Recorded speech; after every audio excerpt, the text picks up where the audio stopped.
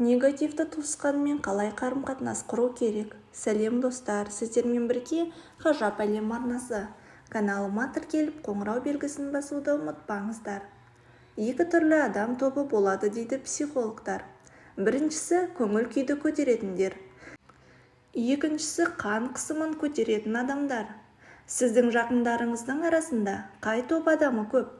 Екінші топ адамдары үйіне бара жатырмын деген сөзін естіп-ақ қан қысымың көтеріліп, ол кеткенше өз үйіңде өзің еркін жүре алмай қаласың.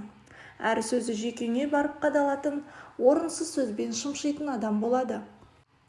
Өз үйі жетісіп тұрмаса да, терезеңнің сүртілмегеніне қанша жыл болған?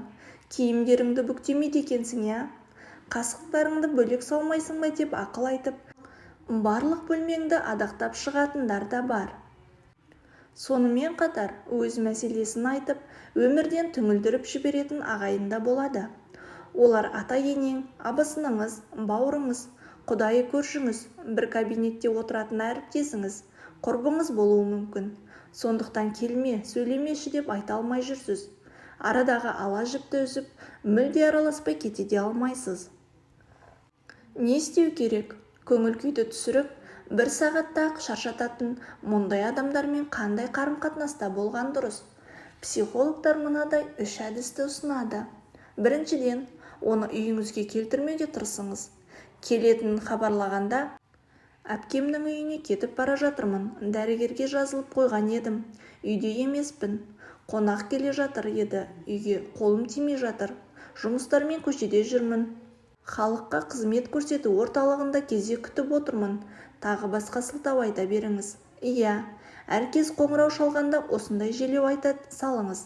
Тіпті үйіңізге қонақ келгенде немесе көшеге шыққанда қысқа видеоға түсіріп қойсаңыз да болады. Негативті жақыныңыз үйіңе барам дегенде алдын ала түсірілген видеоны жібере саласыз да желеуіңізді жазып жібересіз. Осындай сылтауларыңыздан соң ол бірте-бірте жақтырмай жатқаныңызды түсінеді, ренжиді. Нәтижесінде ол келіп мазаңызды алмайтын болады. Екіншіден, тыңдамаңыз. Иә, көңіл күйіңізді түсіретін және сынап мінеген сөздерін тыңдамасаңыз, негативті тұрғыда әсер етпейді. Тыңдамаудың бірнеше жолы бар. Әңгімесін бастап жатқанда шай қоюға, ас үйге кетіп қалыңыз. Қазір біреуге қоңырау шалайын деп сыртқа шығып кетіңіз. Сөзін бөле беріңіз. Өз мәселесін айтып бастаса, айтпақшы, пәленше туралы естедің бе деп, қызықсыз болса да тақырып ауанын басқа жаққа бұрыңыз. Тыңдаған сыңай танытып, бірақ телефоннан инстаграмды парақтап отырыңыз. Ол сөйлеп жатқанда айқайлап балаңызға ұрысыңыз. Бұл әдістер негативті қабылдатпайды. Сонымен бірге тыңдаушысы жоқ, сөз жетім дегенде ол диалогтың жалғаспайтынын түсінеді. Ал диалог болмаса қарым-қатынаста біртіндеп үзіліп, алыстан сыйласатын боласыз. Үшіншіден, алыстан сыйласыңыз. Негативті туысқанмен телефонда да қысқа нұсқа сөйлесуді үйреніңіз. Жағдай сұраса, жақсы деңіз, болды. Өзің қалайсың деп әңгімені өрбітудің қажеті жоқ. Мерекелерде құттықтау да, суретті SMS жіберуде қажет емес. Той жиындарда кездесе қалғанда да сәлем сауқаттан араспаңыз.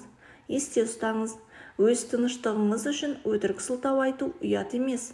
Сондай-ақ әр қадамыңызды аңдып бақылайтын, эмоционалды қысым жасайтын, бағаңызды төмендететін, кемшілігіңізді бетке басатын адамдарды жолатпауға, олардан өзіңізді қорғауға құқылысыз.